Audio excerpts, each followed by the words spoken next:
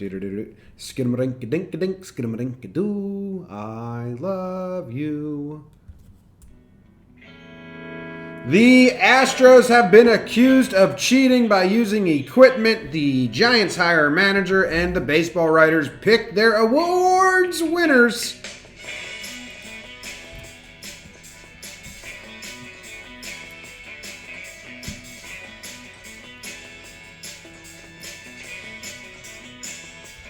What's going on, everybody? Welcome back to Talking Baseball, where we got some juicy storylines here. Some fun, some excitement.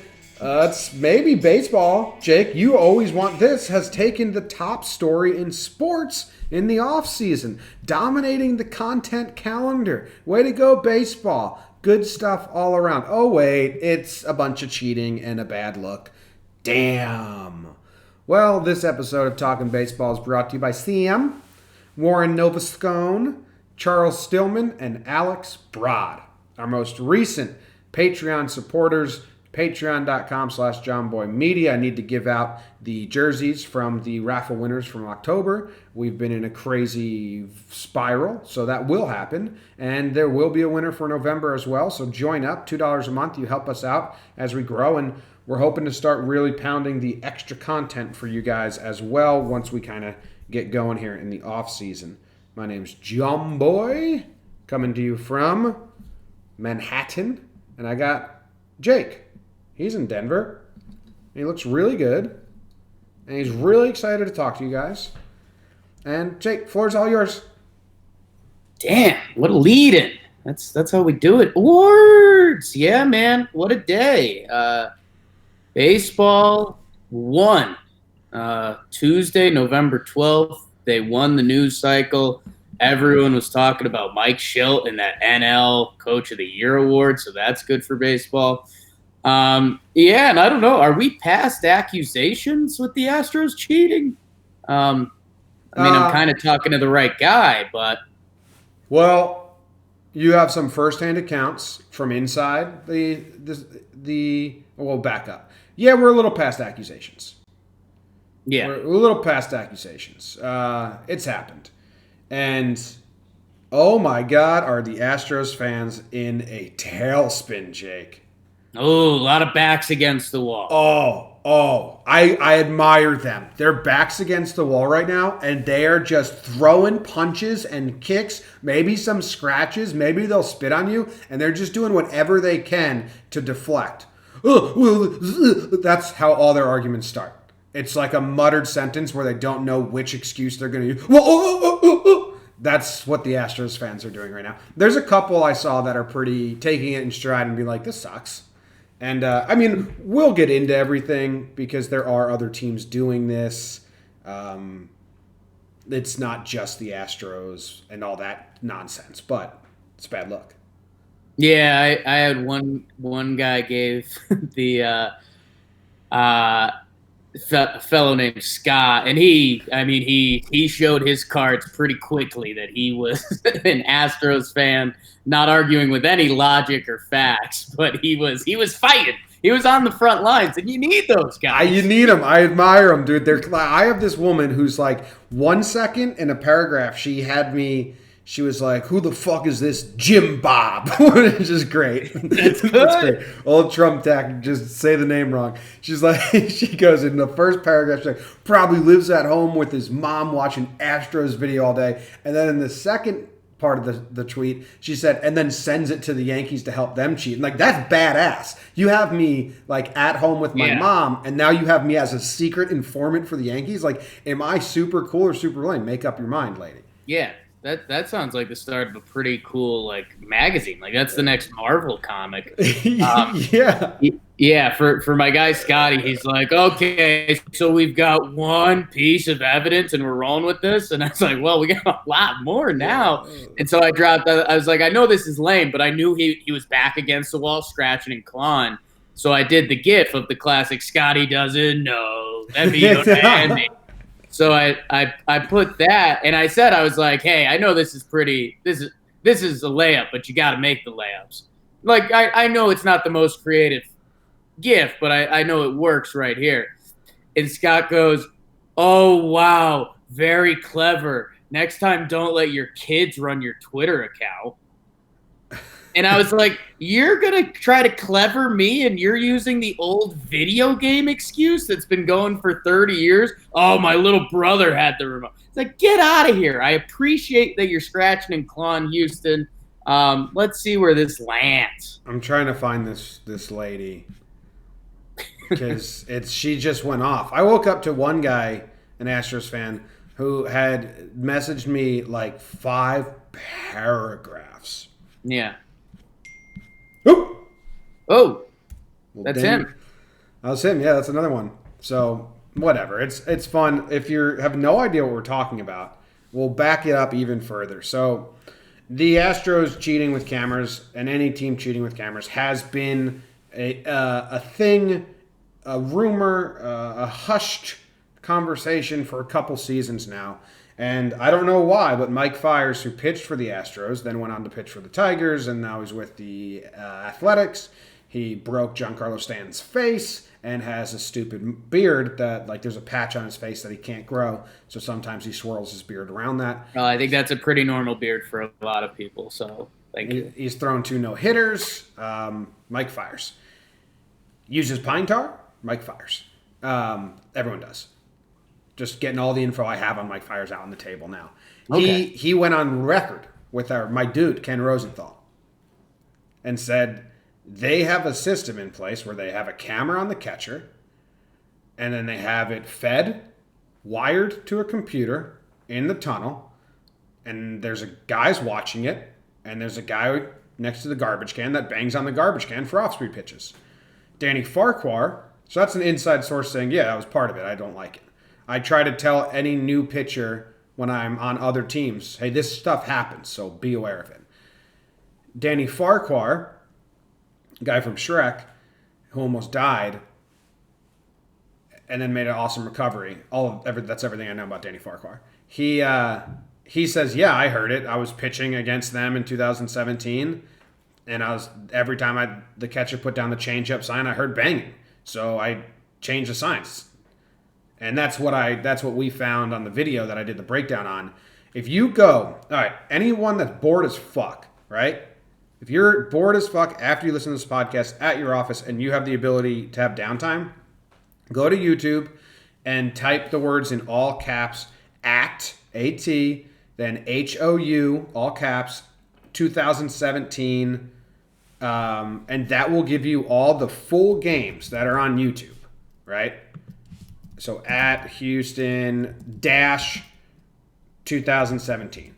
That will give you all the full games that MLB or any YouTube account has of games that took place at Minute Maid Park in 2017. And just go to the 7th, 8th, 9th inning, and you'll hear banging before breaking pitches. I was doing it last night. It's too easy. It's literally almost every game. So, I mean, this is why we see catchers throw multiple signs with no one on base. The only reason they do that is because they think people have cameras. And announcers used to kind of scoff at it and say, oh, everyone's hypersensitive now. Maybe the players know some shit we didn't. Maybe they knew this was really happening.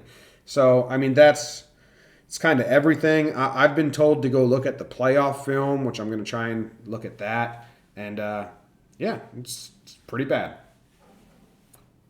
It sucks. It sucks. And we're going to do awards on the second half of this episode. And I mean, it trickles into stuff like that. Jordan Alvarez wins Rookie of the Year. Did he know what pitches were coming for part of that? Did John Means get screwed over a little bit? We'll do that a little later. But yeah, and I'll give the generic thing just because, again, if you're a baseball fan and you're listening to this, you probably know. But if you ain't cheating, you ain't trying.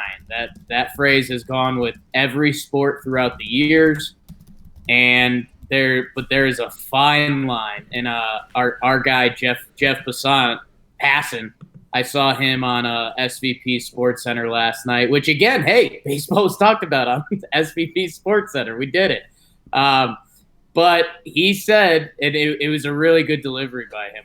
I'm gonna give him a slap on the pooper at winter meetings. He goes, Well, he basically said that. He goes, cheating has been a part of baseball since day one, or sign stealing has been a part of baseball since day one. And then he pauses and he goes, but there is a fine line, and the Astros crossed that line. There's gamesmanship, and then there's breaking the rules. Yeah, it's and we've seen it for years. So like I guess Houston's going to get shat on pretty hard, but know that this has literally happened for years. We've had telescopes in the outfield going back to like the 1920s. We've had all sorts of stuff. So yeah, I mean, there's an aspect of this has been done before, but it's also with technology getting better. I mean, right now, basically the assumption is they have a live feed focused on the sign the camera's giving, guy in the dugout ready to whack a trash can if it's an off-speed pitch. I was just on some radio show. We'll talk about that guy's job. So I was just on some radio show this morning. Tucker, this is rude of me, but I honestly don't know. Tucker Ross show, Home and Home with Tucker Ross, something like that. They had me on, very nice of them. And I kind of stumbled into that thought process that you just had. Like, who the fuck's that guy? Just all game, just with a baseball bat? And then like a guy looking at a computer, off speed. Boom! Boom! Like, give me footage of that dude.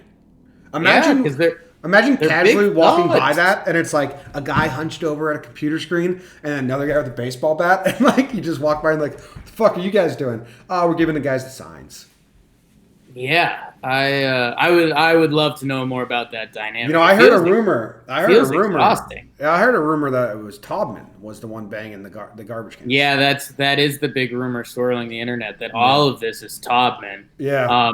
Which, by the way, I do respect the hustle on Astros fans saying that. Like, if you've got, I mean, they're saying it jokingly, but if you've got a guy already going down with the ship, fucking Taubman.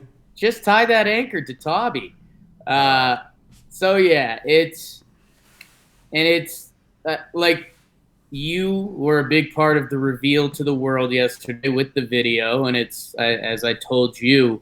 I rarely like to fluff your balls, but I think it's some of your best work. And like when Danny Farquhar steps off, when he calls for that third changeup, you're like, "Yep, okay," because like you could start playing these games where it's kind of maybe this is a coincidence. There's some banging going on. Maybe they just know what's coming. They're really good with sequencing. Then when you see him step off, it's kind of like this. Oh, yep. So everyone knows what's going on, and they have the ex-players. Mike Fiers is on the forefront, and people were guessing at the other former Astros who were involved in this, and like giving confessions, basically. So, yeah, it's not good. I mean, thank God. Dude, no, it's a big thank God here. How about if the Astros won it this year? Yeah. Like how bad would that be for where we are right now? Maybe it'd be even more fun.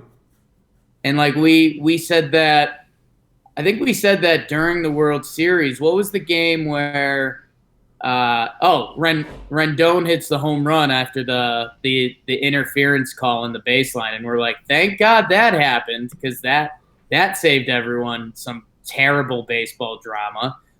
Thank God Washington won, because this would be 10 times the story otherwise. A lot of people are wondering, like, what happens? And I would probably want our thoughts on what happens. And I disappointed the radio show I was on because I said I don't think anything happens. I'll prepare myself for baseball to not do a thing, because baseball's going to baseball. Well, something's going to happen. But it's however you label anything. Light, fine. I feel I want big things to happen. Right. I want the MLB to. Well, say that. Say what you're feeling. Well, I want them to. I don't think they will. Right. Well, give us both. I don't think titles or anything should be rescinded. Fuck that. I don't care about that. Like, rescinding stuff, I think, is so lame. And anyone who, like, rejoices in something being rescinded, like, come on, I don't get over it. Astros won the World Series. Catch them in the act. But I do think there should be some harsh penalties moving forward. I think they're going to go back and look at all this footage. And like I just told people, go find it. Anyone can find it. If you're listening for banging, and I think in 2018, 2019, they changed systems or whatever because like that was so obvious. Yeah. So I would like harsh penalties. I don't even know what that means. Like draft picks, fines, all that stuff. I'd like teams to not feel like they can do this because a lot of other teams are doing this. And it sucks that the Astros are going to have to be the scapegoat here and the example setters. But there's also a reason for that. Everyone hates these guys across baseball. Yeah. Like not just fans. Like I have people reaching out to me that I can't say, so whatever, but are like, hey, do this more. Check out this game. Check out this game. Like we need this to blow up. People within baseball, they want the Astros to be taken down. So I don't know why the Astros are hated from within. The smugness or how blatant it is or whatever, but. Well, it was the smugness. It's Taubman. It's a little bit that fan base that was ready for a dynasty that now looks a lot different. And that was one of my favorite things yesterday was like, hey, Houston PR after winning the ALCS is like, ooh, we might have to start prepping for the World Series. And then it's like, oh, well, we've got an assistant GM who mocks domestic violence. And then we tried to ruin a reporter's career. Okay. And then we lost the World Series. Oh, and yeah, now we're cheaters. Okay. So that's kind of a tough cycle. Yeah, I think what's going to happen is that they're going to get, and it depends what you consider a big fine or not a big fine.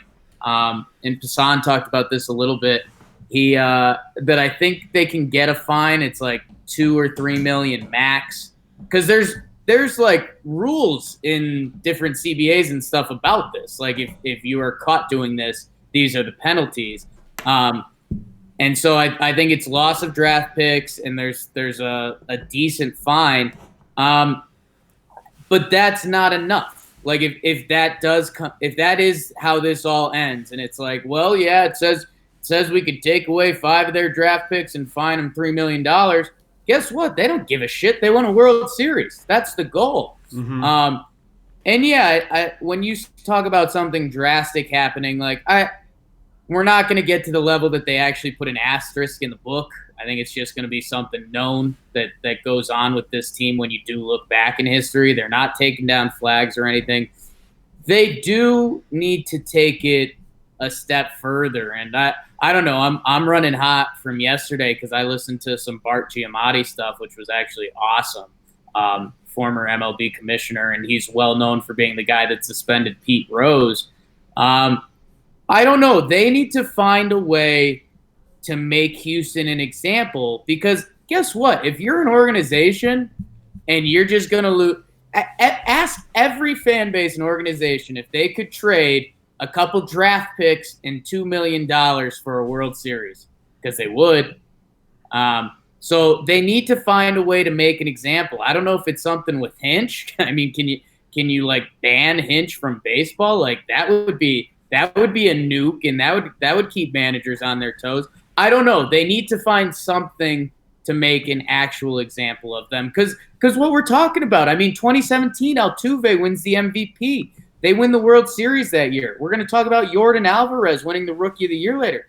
And that's part of Mike Fiers' speech that's important is he's like, yeah, man, when I was on the Tigers, we had young pitchers going in there, and I was like, their career's about to be ruined because they're not going to get through 2 innings if these guys know what pitches are coming. And it's true. Like the actual day-to-day ripple effects of this are awful. Yeah, it's really bad. And I mean, I'm just watching my notifications come in and just like remembering all the scratch it and claw and Astros fans are doing. Someone's like, oh, so they cheated to pop out. It's like the results don't matter. The Astros were better on the road in 2017 than they were at home. They're still a really good baseball team full of really good players. The results don't make the cheating less. Using technology to get the pitches is bad. Whether it helps you win or it doesn't, it's against the rules. Strictly against the rules. Yeah. And yeah, I saw people coming out with those stats, and they're like, well, it doesn't matter. And it's like, well, that's not the point. That's not the point at all.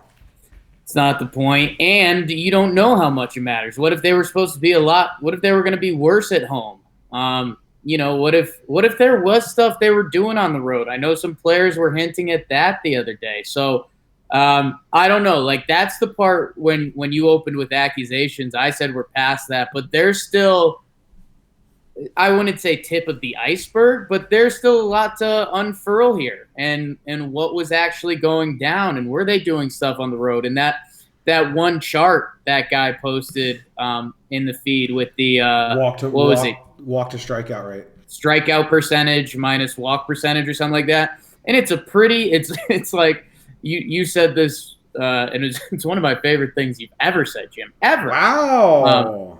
It was we were working with a chart one day, and it just looked like a fake chart. It looked like if you were making a movie and you needed a chart in the background. Oh, yes. Like it looked like a fake chart. This chart looked like a real chart, but it looked like it was perfect. It was exact correlation. Like, all 29 MLB teams were just a little better or a little worse at doing from their strikeout percentage minus their walk percentage, except the Astros, who they were their own little place. And it was funny. I didn't fully bite my tongue, but one of the geeks came in and was like, well, these are still good baseball players, and that it doesn't seem significant enough with the cheating. And it's like, you have no idea the significance of the cheating. All I have in front of me is a graph that has all the other baseball teams in a line, and then Houston's not in that line with cheating allegations. They referenced Pete Alonso. They were like, well, Pete Alonso hit the most home runs. That doesn't mean he's cheated. And I was like, well, if you found out he had a corked bat, that would mean that. Yeah. So I don't know. Baseball's in a little bit of a tizzy. We've got Astros fans backs against the wall. We've got analytics people trying to defend it with analytics when it's like, hey, you guys, you wait a second because we'll use you. But cheating is cheating. This is the Astros fans. Wow. Good. It's pretty good. Good podcast visuals. Oh, it was for the YouTube crowd.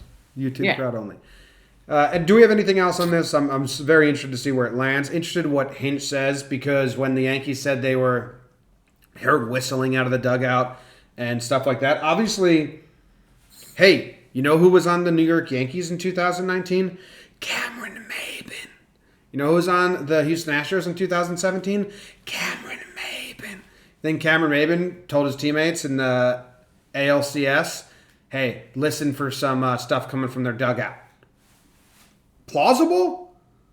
In my head, it's plausible. So the Yankees are on high alert. This is rumored within the walls. Hey, check out when you play Minute Maid Park. Listen for stuff coming from their dugout. The Yankees listen. They hear some whistling. And then A.J. Hinch just scoffs at it. Ha! Ha! Ha! If I knew it was that easy to get in their heads, we would practice that at spring training. Hinch, we see right through you now. I liked you. I thought you were a super cool guy. Super cool guy. Nah, smug bastard. There's only one way to lie, Jake, and it's to be smug about it. If the MLB were to give out a significant punishment, is Hinch the guy? I have no idea. All I know is that they can, if the MLB wants to, spend time and money, they can do a full investigation. They have the entire 2017 home games, all 81 of them. They have the isolated audio of just the park. I don't have that. We don't have that. They don't offer it right now. They can do an extensive look into this and listen for the banging, and they can ask people within the inside, like, hey, can you corroborate Fire's story? You were in there, and it should be a very easy investigation. Like, people on Twitter are saying, because all the Astros are saying, we don't have anything, and like some lawyer chimed in, is actually, you have enough to go to trial right now. You have enough, you have inside witnesses, you have evidence, like you have testimonial, like you have enough right now. And that's what you're saying, is past accusations. We kind of have enough. So we'll see how MLB acts on this. I'm not holding my breath, and I also, make it stop in the future and have the Astros be embarrassed about it for now, and that's enough for me. Basically, make it stop in the future. And I think the other thing that we unfortunately need to address, because maybe some of the crazies are on here that are saying that it's just Yankee sour grapes. I think you're going to find out in the coming months or so that it's not just Yankee sour grapes. Does it suck that the Yankees lost to them in the ALCS twice in the past 3 years? Absolutely. And depending what actual punishments come from it. But no, it's just when you get introduced to the world of baseball, I mean, there's a couple things you learn. It's like, okay, don't step on the foul line. That's a little more gimmicky, but I mean, you don't steal signs in an unorthodox way using technology or anything outside of the realm of the baseball field or context clues. And that's the part that I think sucked for us the most, Jim, was that we saw the tipping pitches this year in the, what was it, Glasnow for the Rays. Yeah. He kept his hands lower if he was throwing off speed and his hands higher if he was throwing a fastball. And it's like, that is the beauty of baseball. Like being able to find that out and being like, yup, game time. And then cheating. It's cheating. Gamesmanship and cheating. Yeah. I think that's all we have to say on this one, which will end this first half of the show and this portion of the YouTube video. Thanks for watching and thanks for listening. We'll be right back if you're listening to the podcast after a little break. All right. I actually have to... I got 1 bar of battery. Should I change it, Jake, or should I fucking roll the dice? This isn't helping. I don't know. We're wasting time now. I also didn't play the music.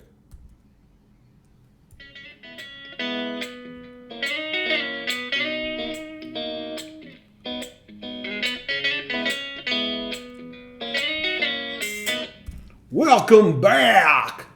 The fun stuff. The awards! And Gabe Kapler gets hired by the San Francisco Giants, which I think my quote was last episode, if you don't care about winning the next 2 years, just fucking hire Gabe Kapler. And honestly, it all adds up. Gabe Kapler comes in, he'll fuck around for 2 years while they don't care about winning and they're trying to just shed contracts and get new prospects up and running and shit like that. And then they'll hand the reins back to Bochy. Yeah, I think that's the biggest news. Your Bochy goes away for a year or two and comes back theory is fully on with the Gabe Kapler signing. You feel bad for Joe Espada. Joe Espada is a baseball guy who's now entering that territory where he's interviewed for a lot of MLB jobs that, like, he just can't be the sexy candidate anymore. Like, he almost needs to go away from interviewing for MLB jobs for like 3 or 4 years, and then it'll be like, hey, you know who never got his chance? Who's a really good coach? Joe Espada. Yeah. Joe Espada, actually, I heard a rumor that... Here comes a lie. No, I heard this. Okay, you heard this. Yeah. I heard Joe Espada sat down and said, we got a couple things that we were doing in Houston that I'd love to implement here. Kind of help the batters anticipate a little better. I'll tell you if you hire me. Yeah. That's what I heard Joe said in his interview. That's and I know we have to stop talking about Houston. And it's cool that you heard that somehow. The only guy that was kind of denying the Houston stuff was Carlos Beltran. And no, it's also convenient. Carlos Beltran is trying to get a managerial job. He got one. If I was him, I'd be full cold shoulder and working on the Mets, babe. Gabe Kapler. I don't know. He's a much better fit for the Bay. He's a ripped up. He's kind of a Bay Area guy. He's like roped up, yet he's kind of soft-spoken, a little offbeat a little bit. The Bay Area might come to like him. And here's the trick. There's going to be next year is going to be a bad year for the Giants. They're going to lose. So Gabe Kapler needs to make sure it's not so bad that he gets chopped after 1 year. And then he's got 1 year to earn the managerial job before Bruce Bochy comes back. And we still don't think they're going to be good in 2 years. But if he can show improvement and if the team can like him, he'll get a third year. But otherwise, yeah, I mean, my quick hitter line that I was going to use on you that I thought you'd like was, this makes the Matheny signing look great. Yeah. Gabe Kapler, why hire him, Jake? Now, the Phillies had he didn't have the best pitching staff or bullpen in Philly. But no one was really sticking up for him. Inside or outside, no one was like, that guy deserves another shot. He got a bad break here. That didn't hapen. Whatever. It's great for breakdowns. That's the weird part. The Giants owner, was it Farzad Zain? I slaughtered that. I wasn't even close. I thought you sounded like when I go to Google Translate audio, that's perfect. Yeah. So the Giants owner, I'll leave it at that. They said Kapler was his number one the whole way, which that's okay, that's odd. That's odd. Shouldn't have gone into it with that idea at all. Hold up. Can we dive more into that? Yeah. What do you mean? He was my number one all the way. What do you mean why? Basically why? Just give us the reason that it would be that. And yeah, I think that was funny though. There was a report that they did do a thorough, they went through Philly. They talked to people in the organization, people on the team, and they said they got rave reviews on Kapler. So maybe it's just the Phillies wanting the Giants to lose the next couple years. But yeah, I don't know, man. Good. The Giants got their man. No, he's hired to get fired. You got to replace a beloved manager by a franchise that expects to compete every year, and they expect the organization to put the top quality out every year because the Giants have been pretty good at that. So I think this is a recipe for disaster because Giants fans are gonna really feel hopelessness for the first time. Now they've lingered on it. Last year though, they got some hope. They didn't trade. They were going to go after that wild card spot.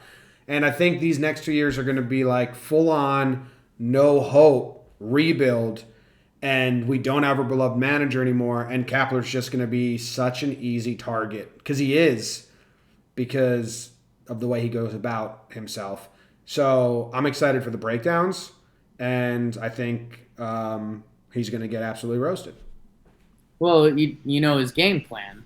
It's the fence is getting moved in 6 feet for the bullpen. It's just aim over there now, guys. I will say this. Gabe Kapler was the only man in Major League Baseball, but that honestly didn't know sign stealing with cameras was going on, and he is appalled. What? In our sport? Because that's how he handled every fight with an umpire. Call the game fair! He hasn't been able to get out of bed. I don't know if I want to be part of this league anymore. Yeah. All right, so good job, Kapler. Congrats on the new job. He's not going to be able to stay tan in San Francisco. Prove us wrong. There's sun. There's sun. Yeah, San Francisco is pretty overcast. 11 months of the year. You're not tanning. Gabe will be tan. He'll go to some salons. They spring training. He's got some sprays. They do road trips. Gabe Kapler's going to be tan. Don't be disappointed by that. Would you think Gabe Kapler has a very sad shirt tan line because he wears the uniform all the time and hat tan line? I think he spends majority of his off time eliminating tan lines. He might have some at-home sprays, a booth in his house. If I see a shirtless Gabe Kapler and he's got a farmer's tan, I'll be pretty disappointed in him. You got a reputation to uphold here. Yeah, I think again, you kind of got to spin this hipster style. I think that plays in San Francisco. Bro, look, check out Gabe Kapler and those tan lines. Yeah. Okay. All right. Good to know. You want to move on to awards? So, Jake, I was going crazy with the video yesterday and all that stuff. I texted you this morning. Who won? Who won stuff? Yeah. So you are gonna have to remind me and the audience who won and who'd they beat and who was up. And don't they have like the official voting breakdowns? Like we can see who voted for who. I believe they do. I saw a couple links. Excuse me, I didn't see links. I just saw a couple like screenshot images. So yeah, I'm not sure where you find that, but I guess it's out there somewhere. But yeah, we'll do the rookies of the year first because those came out the day before. In the American League, it was as you heard us mentioned, Yordan Alvarez. He ends up winning the Astros mighty DH left field first baseman. He did crazy stuff. If you're a stats geek, go check it out. Because what he did in like his 83 games or something is unbelievable. His all season he was breaking records that were the last guy to do it was Pujols and just a lot of special names. So he ran away with it. I don't know if these are first place votes or if these are total, but it looks like Yordan Alvarez won 35-19 over Eloy Jimenez. So there you go. He did it. He did it. It all makes sense. It makes sense to me. Sure. Jordan. Yeah. Who's upset? Like, who's most upset? Soroka? Well, that's the National League. National League. John Means came in second. Brandon Lau came in third. Eloy Jimenez. Kevin Bish. Dude, it's Yordan Alvarez in the landslide. Yeah, Yordan Alvarez won big time. He had 30 first place votes. John Means had the most second place votes, 16. Yeah, I guess you can find the complete results. Cool. Oh, check this out. Hey, good job, baseball writers. Wow. Across the board. Well, Jim, it's easy to hit when you cheat, bro. No, but across the board, Alvarez got every single first place vote. There's always one asshole. Consensus. What I love doing is finding the asshole voter and saying take their vote away. Like if 99% said Alvarez and there was one fucker who's like, oh, I think it was low, then I'd be like, take that. That guy gets his vote taken away for a year because he's being dickhead about it. I like that. And yeah, this is something you hate about the Rookie of the Year voting, but it's my favorite. Is that like Vlad Guerrero ends up finishing 7th. And he's still expected to have this crazy career. We'll see where guys like John Means, Brandon Lowe end up. Mercado got a third place vote. I think if you're Oscar Mercado, our guy, he's an athlete. We'll say that. Luis Arraez.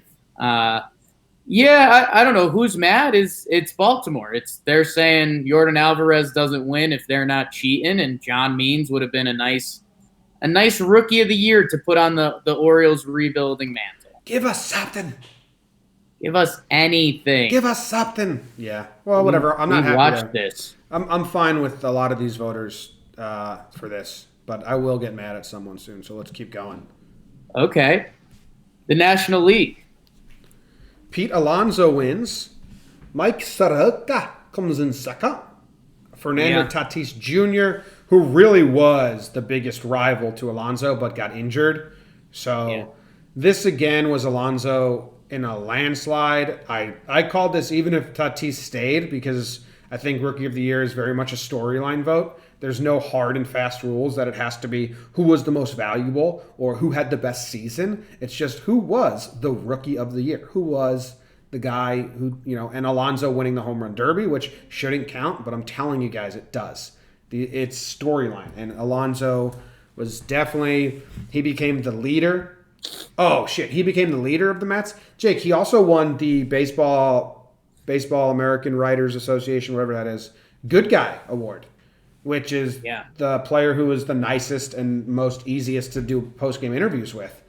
And usually it's like a vet that wins that. So for a rookie to win, that's kind of cool.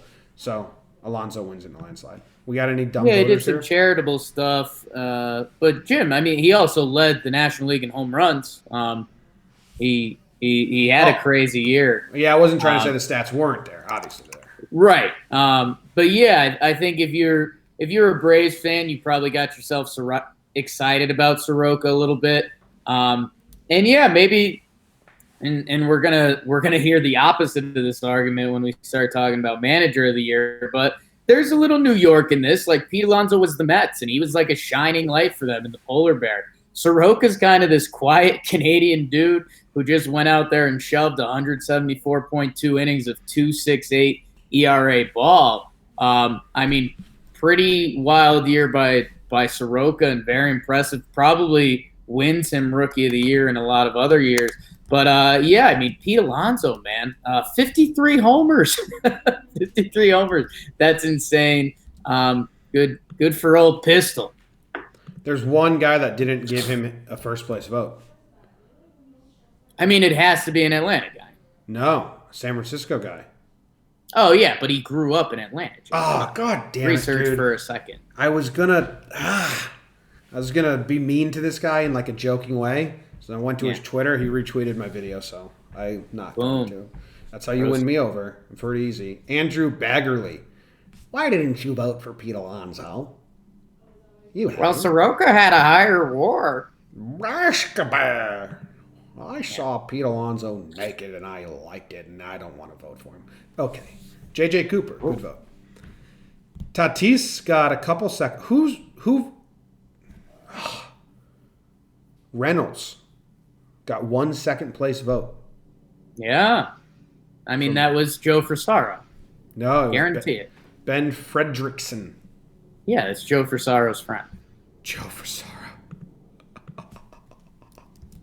That guy's funny. I'm going to his Twitter now. Okay, he didn't retweet any of my videos. What are you doing, Ben Fredrickson? What are you doing? What are you doing? Loda Hudson, Victor Robles. Yeah. There's not a lot of people upset about either of these, right? Like manager of the war is more manager of the year is more contentious. These we had each division had two maulers and each division had a mauler and each division had a pitcher. The maulers won. All right, now we go to manager of the year, in which both winners did not get the most first place votes. Gotta love the system. Well, didn't Rocco and Boone tie? Yeah, so Rocco didn't get the most first place votes. Well, he tied for the most. Yes, which means he did not get the most. He shared the most, and Schilt didn't get the most. You can't get the most if someone else has the same amount as you, Jake. That's just you're tied for the most. Yeah, which means he's not a standalone leader. He's not standalone, but he did. So if you tied for first place, you'd brag about coming in first place? You're tied for the most. I mean, that's just a fact. This is semantical, but you sound like a loser. But mine's right, yeah. They're both right. If me and you had the most. He didn't.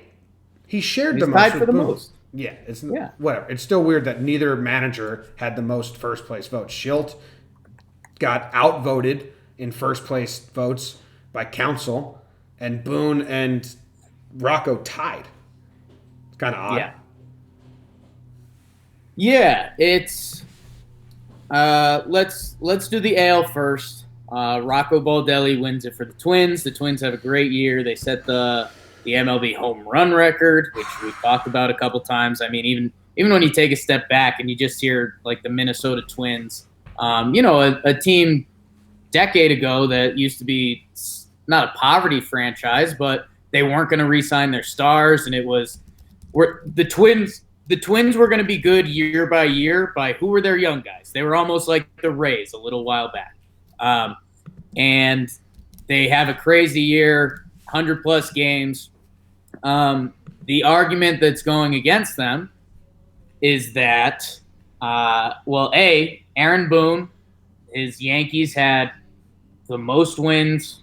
Of the managers listed, his team had the most wins. They had the most injuries ever by a team, which, again, you start talking manager of the year, diversity stuff, blah, blah, blah. Adversity, excuse me, not diversity. And then the big thing is, and Jim, I'm going to give you most of the credit for this. I mean, they played 57 games against Detroit, Kansas City, and the Chicago White Sox. 3 of the worst teams in baseball this year. 3 teams essentially trying to lose. The White Sox weren't at first, but then they were. And the AL East was a tougher division. And it's just tough because, okay, let's say you're one of these non-Yankee persons and you're going to sit there and say, well, the Yankees had a massive payroll. Boone doesn't get manager of the year. You know, a lot of guys could have just juggled all the injuries and bring up these no-name players to have special seasons. Anyone could have done that. I mean, the Twins' opening day payroll is 114 to the Rays 68. And a lot of people thought Kevin Cash was going to win this if it wasn't Boone. So I think that's where this gets even more bizarre. If you just talk to baseball people, I mean, it was kind of, I won't say clear cut, but I think a lot of baseball people ended up leveling out and being like, Rocco's the third guy. Because if you're going to play the Yankees card, then the Rays win.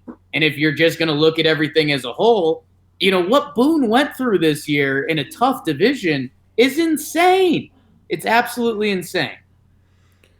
Yeah, you said a lot of what I wanted to say, and a lot of it is, hey, keep your bias out of this. It's talking baseball, not talking Yanks. Fuck that. The Twins weren't that good.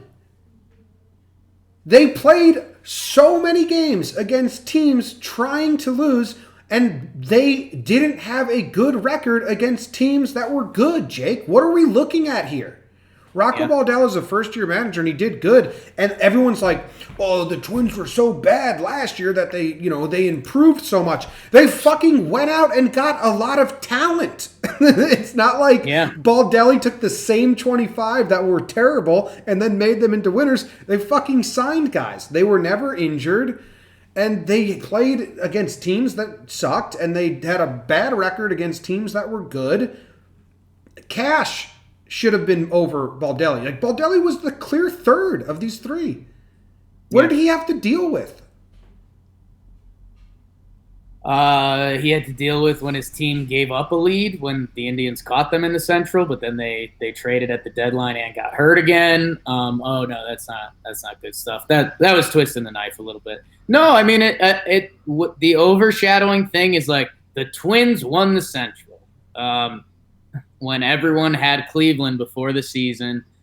And yeah, I think I genuinely do think this. And if you're going to call me a Yankees homer or whatever you want to call me, that's fine. But Yankee bias went into this vote. If this was it's a pity vote for sure. If the Yankees had a different team name, and even if they had the payroll, which, you know, if it was the Red Sox who they had the biggest payroll the other year, if it was the Dodgers, if it was whoever it was, and they had all the injuries the Yankees had, this team literally set the record for most injuries. That's not hyperbole. That's fact.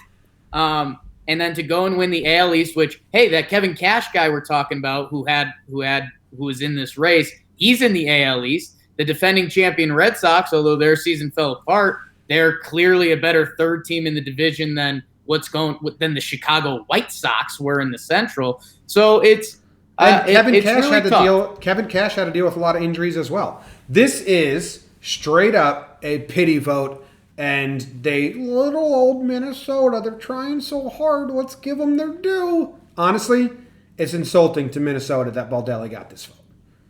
Yeah, a little bit. Okay, moving on to the NL, where we have Schilt not getting the most first place votes, but winning. Craig Counsell got the most first place votes. The Cardinals did go on a very impressive run at the end there. So I don't. The voting system's weird. Part of me loves that Schilt got hired from college and never was in an MLB dugout ever, and now he's won Manager of the Year. Part of me likes that. Both teams had to deal with a lot, like Yelich going down and then the Brewers going on that stretch was a lot of managing. Like, it was a lot of managing from Counsell. It's a lot of, okay, we don't have starters anymore. We have throwers mixing and matching, and they used the most bullpen arms through September. Like, they used like 25 guys threw pitches for them in September, and they went on an insane stretch.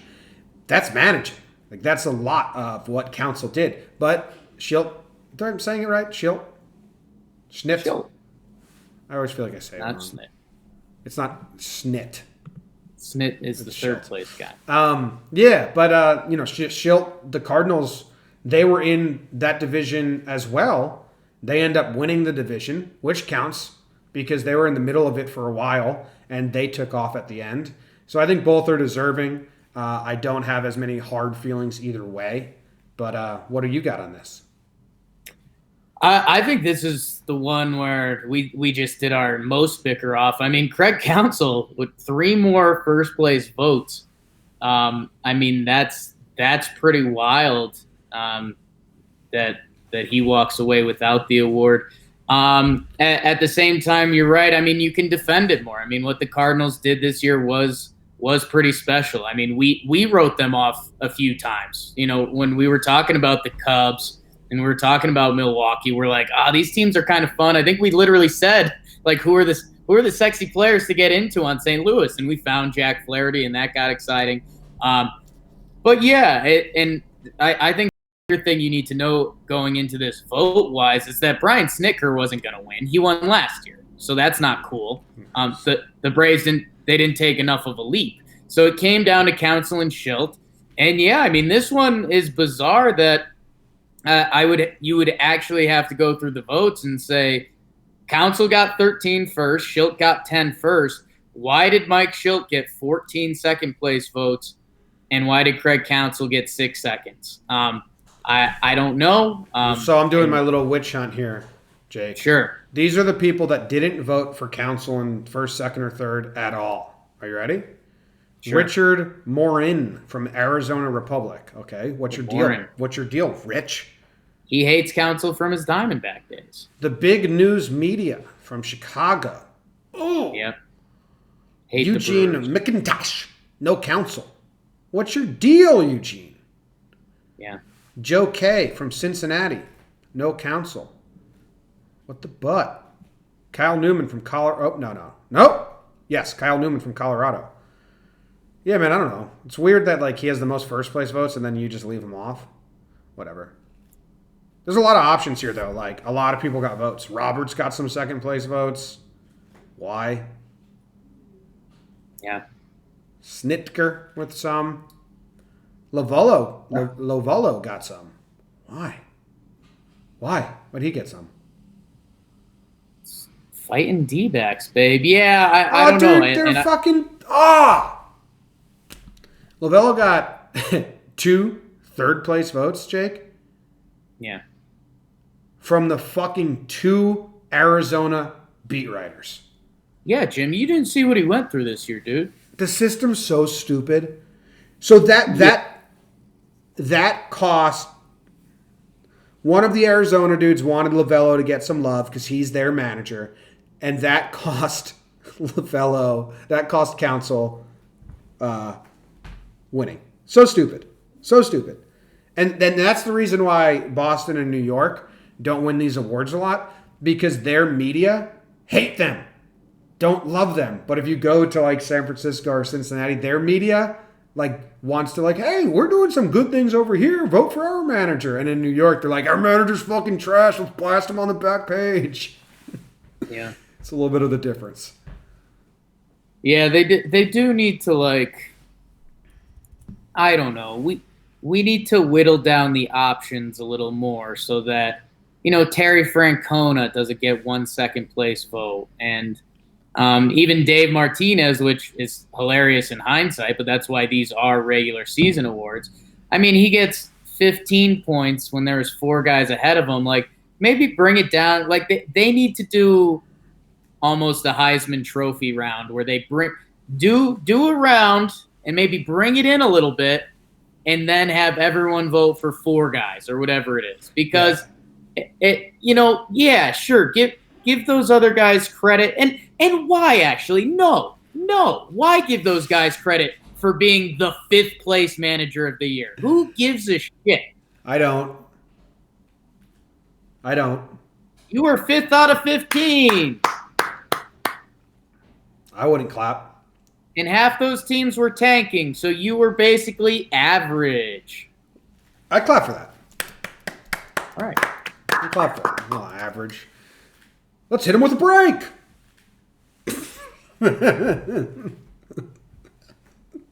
We actually don't have anything post this break, so we have to make up stuff. Did you play some music? We could preview the other awards.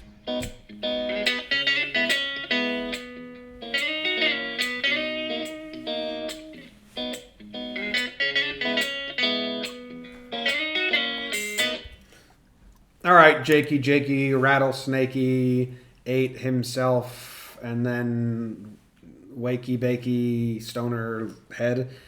What's up? What are the next awards that are going to come our way? We might be doing later today or tomorrow. Hey, thank you. Thanks for the introduction. All right. So today, James, you know what's getting announced today? What's you hear that? About this one? Have you heard about this one? Hey, let me tell you about this one real quick. Cy Young Award. Yeah. Who are the options? Can you tell me? I hate award season, so I'm out of tune. But I'll be in tune. I mean, wait, it's Colin Scherzer? Colin Strasburg? It's in the AL. Cole. Winner. Verlander. Second place. And Charlie Morton. Third place. If that's not how that lands, we have a big problem. Are expected to be the top three. Yeah. And then in the National League gets pretty some weird, wild stuff, Jim. I mean, DeGrom, wild stuff. Scherzer, Strasburg, Ryu, Flaherty. Say them again. Say them again for me. DeGrom, Scherzer, Strasburg, Ryu, Flaherty. I actually want to look at the stats on this one. But he's actually going to look at the stats this one time, people. Yeah, but I don't have this set up. How would you do this? Is there this already set up somewhere? I can do it. Not really. I can do it. We got DeGrom, okay, and then I'm gonna go. So we're giving it to Cole in the AL. Yes, I mean Yeah. He the AL should be Cole, Verlander, Morton. And there will be some fucks that vote for they change the third because they want someone from their team to get it. And it's like, get out of here. Yeah. So we got DeGrom, Strasburg. Who are the others? DeGrom, Scherzer, Ryu. So no Strasburg. I don't think. Yeah, he's going to get some votes from somewhere, but I don't think so. All right. How do you pronounce Ryu's first name? I think that's the part we slaughtered once. I'm nervous about it. Hyunjin? Hyunjin. And then Flaherty's the fourth? I don't think so. He'll get votes, but okay. I think DeGrom's the leader. I'm pulling up a comparison of these pitchers. DeGrom, Ryu, Scherzer, Soroka, and Flaherty. There's not a glaring miss right here, right? Don't think so. Okay. Now I'm going to make my calculated winner, okay? Okay, so I think they've it's Cole, Morton, Verlander, DeGrom, Ryu, Scherzer are the finalists. So I don't think those other guys – so maybe they did do this Heisman style where everyone cast a vote and that these are the top three and that's what's announced. Okay. So DeGrom, Scherzer, Ryu. Yeah.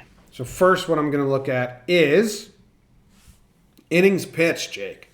And DeGrom's got him by a lot. 204. Scherzer only has 172. That's a big jump. Ryu's got 182. Okay. Earned runs, don't really care, kind of care. Ryu's got the best, 2.32. DeGrom has the second best, 2.43. We're looking at 22 more innings out of DeGrom there. Games started, DeGrom has 32 games started. Ryu's only got 29, and Scherzer only has 27. So I have Scherzer based on all that as my third. Okay. I have DeGrom as the clear winner. And that's kind of the shrug look at each other that's going around in baseball right now. Is like, I think DeGrom's going to win this, and we didn't talk about him all year. Yeah. So now I want to look at the game logs and see who like blew the most game. You know what I mean? Okay. Yeah, So, like, well, if you remember, DeGrom kind of got off to a bad start to the season, Yeah. and then from then he was lights out. he has what I look at as starts where they allowed more than 4 earned runs. The John Boy stat. Yeah. So DeGrom has 3 starts where he allowed more than 4 earned runs. And he has no, like, his 4 earned runs, he went 7 innings. So I'm not going to, that's not great, but it's not, he didn't blow those games. But 6 runs, there's 3 of them. Ryu, Jake, he had, same thing, 3 starts with 7 earned runs, and the rest were pretty good. But he just doesn't have the innings that DeGrom has and the starts. Now, a lot of people care about strikeouts. For this, I don't care how you get outs. Just get the guys out. I think the best pitcher pitches the most and allows the least amount of runs, and I don't care in which way he does it. I know that you value them more than me when looking at this. Do you have, I mean, if that's the case. It's just a way to show domination. And I think Yeah. Ryu would get hurt in that. Scherzer gets a little bump, and DeGrom is still right there. Yeah, DeGrom should win this. Yeah, he's just got the better body of work. It's kind of funny that the NL Cy Young vote was really excited like right after the All-Star break. It's like, whoa, Ryu's putting together a special season. Scherzer's going to be there. There's just no DeGrom talk the whole way. These guys get nicked up. Kershaw was in it for a little bit. And then it was just, it's the definition of slow and steady wins the race. Like, DeGrom just did his thing after April, and it's looking like he's going to be back-to-back Cy Young Award winner, which that's crazy impressive. Good for him. Good thing he wanted to get paid. Yeah. Yeah. I think that ends everything. Covered a lot. And we had some fun along the way. And that's just always key. You know, I have a couch cushion on my desk right now to try and help with echo. Is that cool? Oh, no. So studio. My most viral video ever. Now I have the couch cushion behind my head. Maybe this that's helps. cool.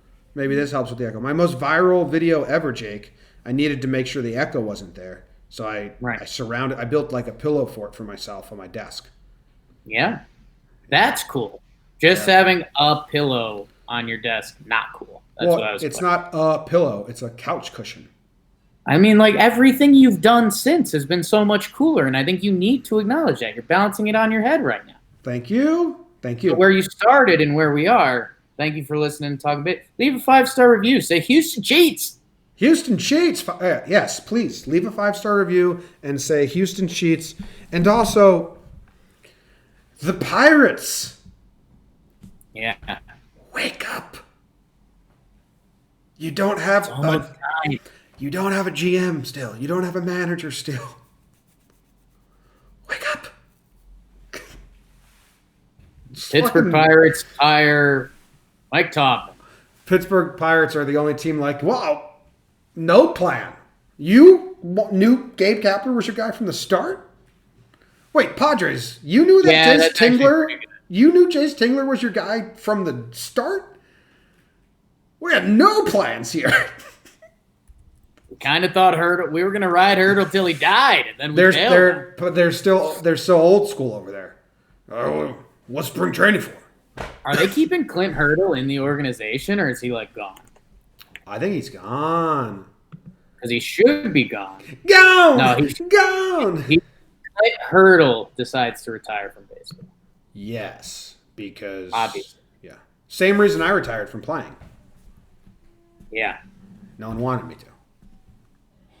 All right, that ends this show. Thank you guys. We'll see you probably tomorrow to recap the next 2 awards. Huh.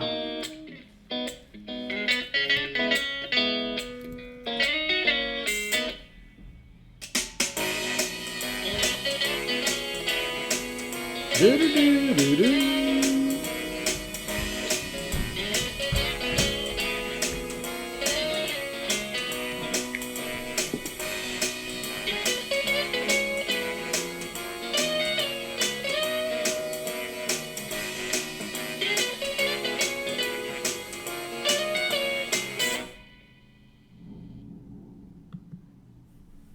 All right, I don't know if we got anyone in the chat. Rich George says, "Thanks, guys." Yeah, we did it. We didn't talk about the MVP. Well, People will figure it out. that's not a big one. No. It's not a big one, so no one cares. All right, I gotta edit all this together. My first standing the whole time pod. Wow. Felt good. It's dancing. How's that Wi-Fi working, bro? Was it good on your end? How's that Wi-Fi working? Was it good on your end? It's pretty good. Cool. Cool.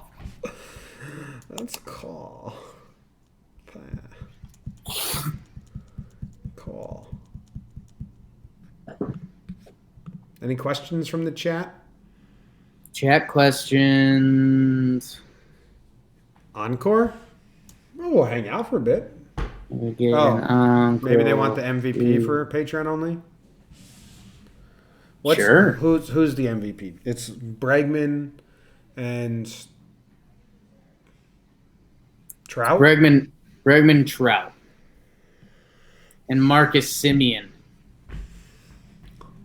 What? I don't know, man. Bregman's a fucking cheater, dude. Now I'm rooting for Bregman to win because I want that to loom throughout his press conference. Because I want the one journalist to ask, like, how many times did you know what pitch was coming? Yeah. I think Trout's going to win.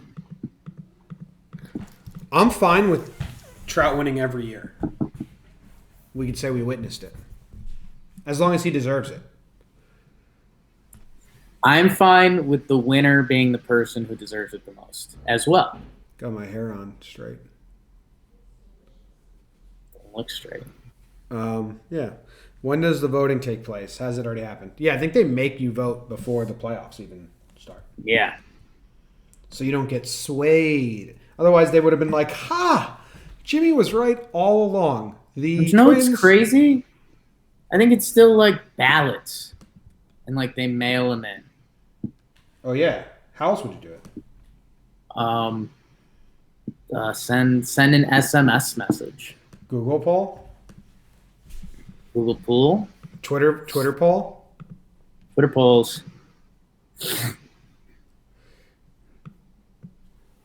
Let all those idiots vote.